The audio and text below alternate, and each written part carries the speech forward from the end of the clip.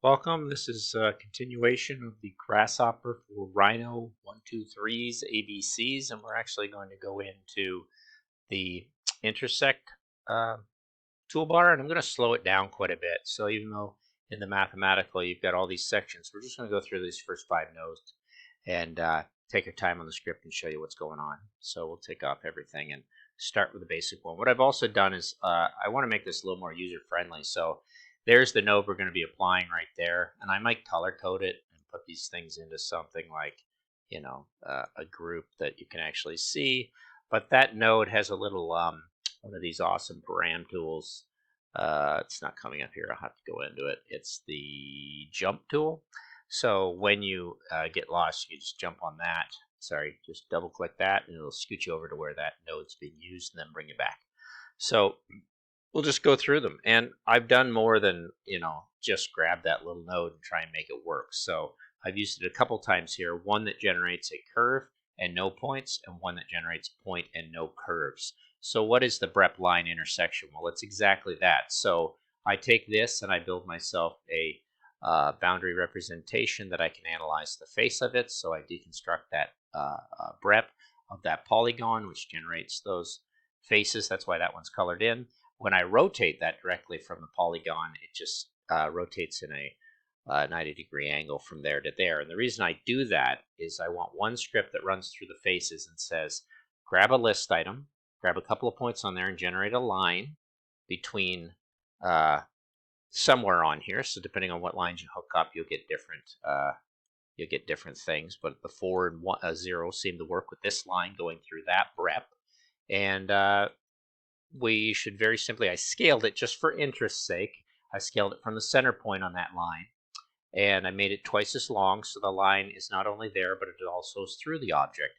And then I take that Brep line into that boundary representation with that line, and it says what curve is connected. And there it is. It's just that one. So when you analyze everything in there, you're left with that curve and not the whole curve. So if I took the whole thing to view right there, well, just the top, let's just do the top half for now. You'd see that that line intersects just right there on the curve. And no points, because it's actually sitting flat on the curve, so it doesn't really count at the line. Otherwise, it's connecting that Brep in an infinite amount of points that make up that line. So that makes total sense that would not read information and say no values from source 1. That said, let's go down here and see what happens when I took instead of the boundary representation that way, we rotate it this way. Well, that way I have the same line that's going through it. It's going, but it's not hitting. It's only hitting it at one point. So in a sense of scaling that one up, where does that connect? Well, it hits right there. And you watch that point in the middle, and that point's right there. So that point will scoot through, and of course no line connects because it's only one point. The point isn't a line, and the line isn't a point. You have to think of those conceptually to what they mean. So slow down, get into these little tiny scripts, have an understanding, play with it, and learn that node. The next node is a curved line, which basically we're going to bring in once, and we're going to generate a point. But look at it, generates 2 points, and you have to say why. And there's the params on the 2 points of where they connect, and then there's a count of 2 of them happening. Now, why is that? This is more complex than you think. Let's grab a circle. Let's grab a point on that circle, which I believe is the same. Let's grab a curve, which happens to be the line that I worked from the first script. So the first script I've borrowed that line to see when it connects with that curve. And you can see right there. Well, what happens? That curved line intersection happens when that line passes through there and there. And that's it. There you go. Pretty simple. Not too hard to use the curved line. And keep in mind the circle is a curve. So that one's done, and let's go into line. And line's going to basically produce 2 points, but also 2 params of where those lines meet. And I played with this one a little bit. So I've got a connection there, and I've got a connection there. Now, why are there 2 connections there? Well, let's find back. Let's go back to the script. I'm using this long line again, but in doing so, I have chosen to take that line and rotate it up on an angle of 90 degrees. And the reason I've done that is I want 2 lines. I want this line and I want this line. And you look at them, and while I'm at the center point on line, you'll find that those 2 actually become a single, you'll see here, as these two lines intersect and are analyzed, I didn't analyze this line to that line. I actually transformed this line over here to move it in the X direction.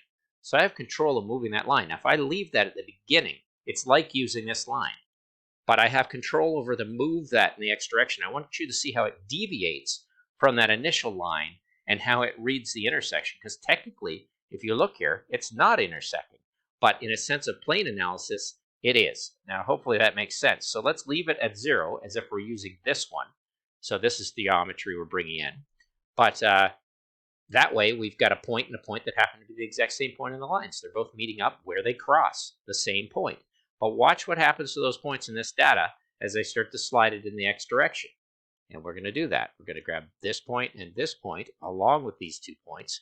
And you're going to see the data changes as I move it along, and it moves away that curve. But 2 things say, yes, we would intersect at these points. So it's actually finding point closest point, which is a very interesting way to think of line-line analysis for the intersection between 2 lines.